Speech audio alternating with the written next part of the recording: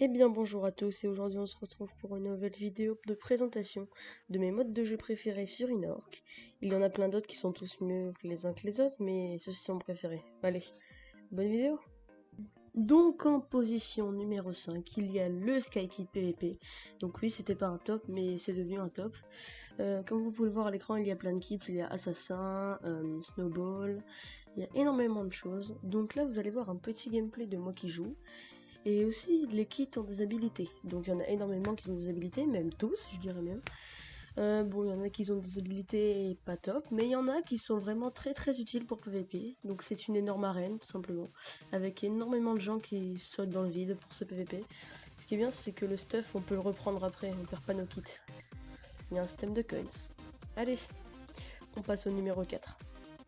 En quatrième position, il y a le free build, donc pour moi c'est clairement un des meilleurs modes de jeu d'Arenaor car c'est exactement comme le créatif. Là n'hésitez pas à faire pause sur la vidéo pour apprendre toutes les commandes.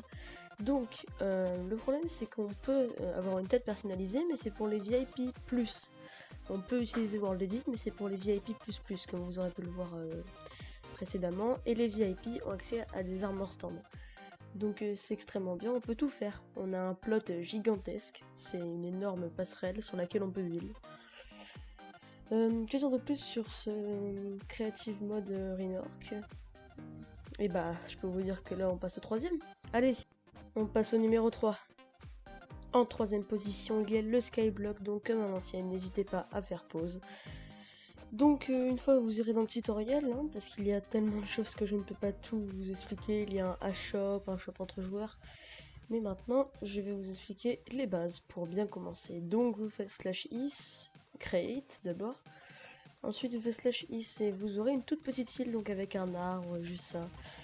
Mais moi j'ai déjà bien avancé, du coup regardez, je viens de faire /shop, là j'essaye des commandes mais je m'en souviens pas. Du coup le /shop ça coûte des Rinacoins, donc les Rinacoins c'est vraiment la monnaie de base du Skyblock. Sans Rinacoins on ne peut rien acheter. Il a tout un système de marché, c'est vraiment très bien, c'est amusant, on s'amuse bien au Skyblock. Bref, allez, passons au numéro 2. En deuxième position, il y a le parcours. Donc le parcours est vraiment très bien. Il y a un parcours holographique, donc celui-là il est vraiment très dur, enfin pour moi. Et en bonus, là je ne sais pas du tout ce qu'il y a, mais par contre, en parcours simple, il y a 300 Rios. Énorme 300 Rios. Le parcours holographique, donc comme je vous ai dit tout à l'heure, moi j'y arrive pas du tout, j'ai tout essayé, mais je ne comprends pas. Je dois avoir un QI de moins de 200 à peu près, mais bon. Bref, le parcours holographique, c'est ça, mais il y en a plein de niveaux, il y a vraiment beaucoup de niveaux. Maintenant, on passe au petit parcours classique, du coup là je vais appuyer sur la porte. Voilà, donc le parcours classique, je suis en train d'y aller. Le parcours classique, comme je vous l'ai dit tout à l'heure, il y a 300 Rios à la clé, j'ai un petit peu commencé. Pour moi, c'est un très bon serveur parcours, parce que les parcours, ils commencent de simples, ils vont jusqu'à extrêmement durs. Vraiment, c'est très bien. Ensuite, il y a les cosmétiques. Donc les cosmétiques, si je ne dis pas de bêtises, donc c'est vraiment... Ce n'est pas que pour le parcours, mais bien pour tout. Bref, maintenant, on passe au numéro 1, donc c'est clairement préféré. Allez, à tout à l'heure. Le numéro 1 est de loin le Bedwars, donc le Bedwars, il n'y a pas beaucoup à le présenter, hein. Il y a du Bedwars solo, avec les lots activés, je pense que c'est pour Noël.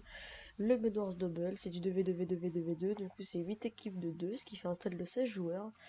Ensuite le trio, 3v3v3v3, ça fait un total de 12 joueurs pour un Bedwars. 4v4v4v4, ce qui fait un total de 16 joueurs pour du Bedwars. Ensuite les Bedwars personnalisés. Donc les Bedwars personnalisés, on peut le personnaliser de toutes les manières, mais c'est pour les VIP, du coup je vais pas trop marquer là-dessus. Le mode solo, donc là je vais vite fait vous présenter le petit lobby, il y en a plein, il y a énormément de maps. Et il y a un système d'élo, l'élo c'est il y a plusieurs rangs, donc diamant, master, platine, il y a énormément de rangs. Et donc voilà, c'est tout pour le numéro 1, maintenant on va passer à la petite outro et le petit message que je vais vous faire passer.